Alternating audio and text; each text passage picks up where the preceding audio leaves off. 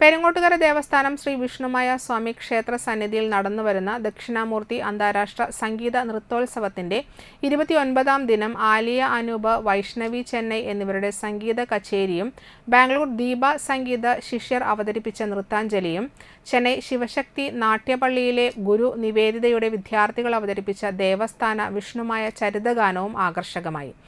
തൃശൂർ ഗീതു രാഗീഷിന്റെ ശിഷ്യഗണങ്ങൾ അവതരിപ്പിച്ച നാട്യാർപ്പണവും ശരണ്യ സഹസ്ര അവതരിപ്പിച്ച കഥക് നൃത്തവും ദേവസ്ഥാനോത്സവത്തിന് മാറ്റുകൂട്ടി.